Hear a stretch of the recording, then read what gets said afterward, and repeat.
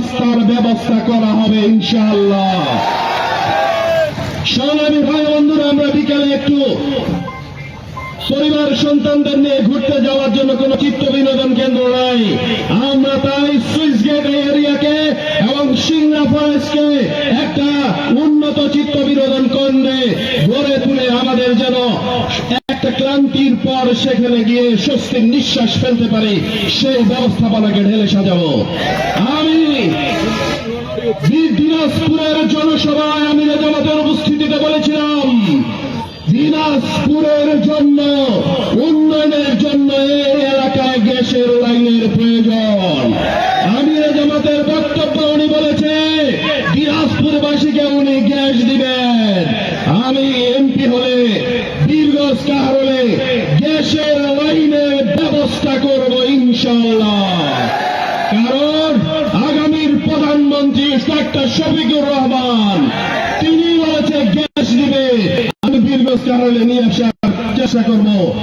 সংগ্রামী ভাই বন্ধুরা, আমরা যে মসজিদের ইমামরা আমাদের জন্মের পর আজান দেয়, মৃত্যুর পর ইমামরা জানাজা পড়ায়, আমরা ইমাম মুয়াজ্জিনদেরকে শ্রদ্ধা করে কওমি মাদ্রাসার শিক্ষকদের জন্য, পুরোহিতদের জন্য রাষ্ট্রের থেকে বেতন কাঠামোর ব্যবস্থা করে দেব। আমরা বীরগঞ্জের স্বাস্থ্যসেবা নিশ্চিত করার জন্য বীরগঞ্জ স্বাস্থ্য কমপ্লেক্সকে একটা পূর্ণাঙ্গ হাসপাতাল এবং 200 শয্যা বিশিষ্ট হাসপাতালে রূপান্তরিত করব ইনশাআল্লাহ। আমরা মা বোনদের চিকিৎসা নিশ্চিত করার জন্য বীরগঞ্জের মধ্যে একটা স্বতন্ত্র মা ও শিশু হাসপাতাল উপহার দেব ইনশাআল্লাহ।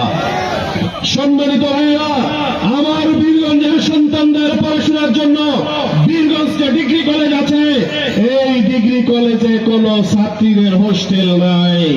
আমরা একটা ছাত্রীদের হোস্টেল, ছাত্রদের জন্য নতুন আবাসন ব্যবস্থা, এই কলেজকে মাস্টার্সে পড়াশোনার ব্যবস্থা করুন, সাবজেক্ট বৃদ্ধি, অত্যাধুনিক লাইব্রেরির ব্যবস্থা করে দেব ইনশাআল্লাহ। সংগ্রামী ভাই বন্ধুরা, আমরা আমাদের সন্তানদেরকে দক্ষ কারিগর গড়ে তোলার জন্য বীরগঞ্জে একটা ট্রেনিং ইনস্টিটিউট, কারণ একটা ট্রেনিং ইনস্টিটিউট করে তাদেরকে দেশের বাইরে পাঠানোর ব্যবস্থা এবং দেশের যেন ভালো চাকরি পায় সেই ট্রেনিং এর ব্যবস্থা করা হবে। সংগ্রামী ভাই বন্ধুরা, আমরা চাই আগামী রাজনীতি হবে প্রতিযোগিতাপূর্ণ, প্রতিহিংসা মুক্ত। আমাদের বীরগঞ্জ কাহারলের অনেক রাজনৈতিক দল ভোট পাওয়ার জন্য সনাতন ধর্মাবলম্বী ভাইদের বাড়ি বাড়ি গিয়ে বলছে, তোমরা জামাত ইসলাম ক্ষমতায় আসলে পূজাও করতে পারবে না, দেশেও থাকতে পারবে না। গিরিবধূদেরকে বলে তোমাদেরকে বোরখা পরে বের হতে হবে। আমি তাদেরকে বলছি, আগামী দিনে পৌরসভায় জামাতের মেয়র ছিল, স্বাধীনতার পর কোন মুসলমান সনাতন ধর্মাবলম্বীদের পূজা করতে নিষেধ করে নাই। পরে আমরা ক্ষমতায় আসলে আপনারা আগে যেভাবে পূজা করতেন সেভাবেই পূজা করবেন। আপনাদের 100% নিরাপত্তা ব্যবস্থা নিশ্চিত করা হবে। মিথ্যা কথায় আপনারা কান দেবেন না। আদিবাসী সম্প্রদায়ের জন্য আমরা সুন্দরভাবে তাদের ট্রেনিং এর ব্যবস্থা করে খেলাধুলা এবং উন্নত জায়গায় যেন তাদের চাকরি পায়, তাদের সন্তানদের জন্য বৃত্তির ব্যবস্থা করে দিয়ে, স্কলারশিপের ব্যবস্থা করে দিয়ে তাদের সন্তানদেরকে আগামী দিনে উচ্চ শিক্ষার ব্যবস্থাপনা করে তাদেরকে আমরা উন্নত জীবনযাত্রার ব্যবস্থা করে দেব ইনশাআল্লাহ। আমি বীরগঞ্জে আদিবাসীদের বাড়িতে গিয়েছি, সনাতন ধর্মাবলম্বীদের বাড়িতে গিয়েছি, তাদের অনেক রাস্তা সমস্যা, সেই রাস্তার সমস্যা সমাধান করা হবে। সম্মানিত ভাইয়েরা, আমরা বীরগঞ্জ কাহারলকে আগামী দিনে মাদক মুক্ত একটা বীরগঞ্জ কাহারলে রূপান্তরিত করব। আমরা যুবকদের কর্মসংস্থান দিয়ে মাদক মুক্ত একটা বীরগঞ্জ কাহারল করব ইনশাআল্লাহ। আমরা চাই বীরগঞ্জ কাহারলে যেন আগামী দিনে কোন জমির দলিল খাজনা খারিজের জন্য ভোগান্তি না হয়, সেটাকে আমরা ঢেলে সাজাবো। আপনারা দেখেন কি পরিমাণ তারা মানবিক রাজনীতি করে। একটা প্রার্থীর জনসভা হয়, আমি যেখানে জনসভা করি ওখানে এরকম মাইক চালায় দিয়ে গান বাজায়। আমি বীরগঞ্জবাসীকে বলবো, সম্প্রীতির রাজনীতি চাই। কালকে বিএনপির প্রার্থীর জনসভা হওয়ার সময় আমার কোন মাইক যেন এই পাশ দিয়ে না চলে, পৌরসভার আমিরকে আমি নির্দেশ দিচ্ছি। আমরা সম্প্রীতির রাজনীতি চাই, সম্প্রীতি বন্ধনের রাজনীতি চাই। রাজনীতি হবে প্রতিযোগিতাপূর্ণ, প্রতিহিংসা মুক্ত। আমার শ্রদ্ধেয় শিক্ষকরা যখন শিক্ষকতা করে তাদের যে সম্মানী, এই সম্মানী বৃদ্ধির জন্য, সুযোগ সুবিধার জন্য জাতীয় সংসদে গিয়ে কথা বলবো ইনশাআল্লাহ। এবং তারা রিটায়ারমেন্টের পরে যে টাকাটা পায়, এই টাকা পাওয়ার জন্য তাদের অনেকদিন বিভিন্ন টেবিলে ঘুরতে হয়। আমি সংসদে গিয়ে বলবো, শিক্ষকরা সম্মানিত মানুষ, তাদের জন্য রিটায়ারমেন্টের টাকা রিটায়ার্ড হওয়ার আগের দিনে অ্যাকাউন্টে দিয়ে দেবেন, সম্মানিত করবেন, তাদেরকে টেবিলে টেবিলে ঘুরাবেন না।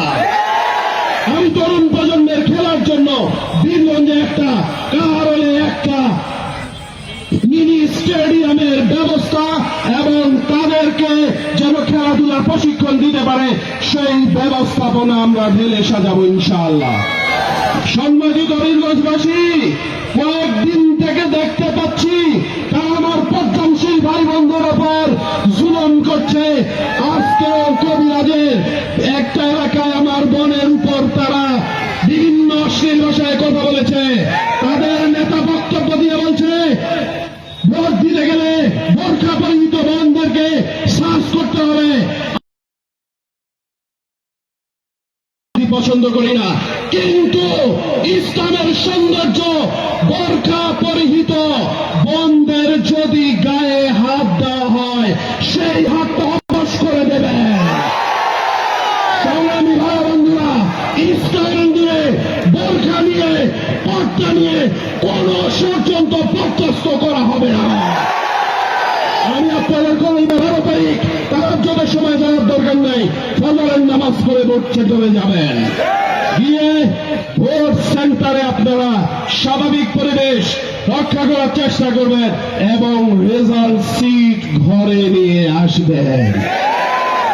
আমি যুবকদের, মুরব্বীদের বলবো, বিভিন্ন জায়গায় আমার ব্যানার ফেস্টুন ছিঁড়ে ফেলা হচ্ছে। আমি এই হিংসাত্মক রাজনীতি চাই না। যদি বিপদকালে সব ব্যানার, সব ফেস্টুন ছিঁড়ে ফেলে, তাহলে কি মতিউর রহমানের নাম, দাঁড়িপাল্লার নাম আপনাদের হৃদয় থেকে চিনতে পারবে? তাহলে সব ব্যানার যদি ছিঁড়ে ফেলে, কোনো মারামারি হবে না, কোনো তর্ক হবে না। তাদের ব্যানার ছিঁড়ে গেলে সেটা রশি দিয়ে বেঁধে দেবেন, আমি টাকা দিব। আমি আগামী দিনে বীরগঞ্জে সম্প্রীতির রাজনীতি প্রতিষ্ঠা করতে চাই। সংগ্রামী ভাই বন্ধুরা, আপনারা আমার জন্য দোয়া করবেন।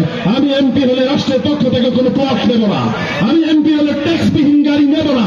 আমি এমপি হওয়ার পর যে বেতন ভাতা পাবো, পুরো টাকাটাই বীরগঞ্জ কারণের অসহায় পরিবারের জন্য প্রতি মাসে বরাদ্দ দিয়ে দেব। আমি এমপি হওয়ার পর আপনারা আমাকে খোঁজার জন্য ঢাকায় যেতে হবে না।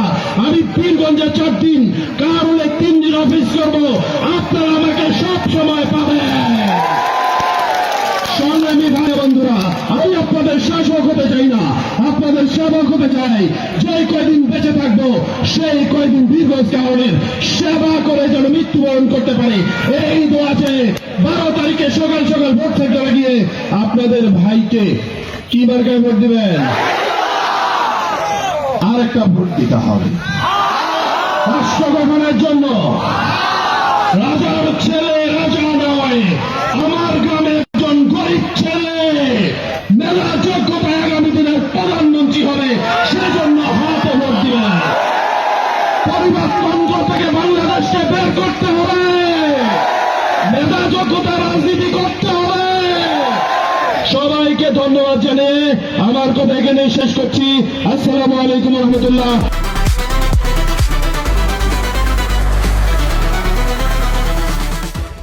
দিনাজপুর টিভি, মানুষের জীবনের কথা বলে।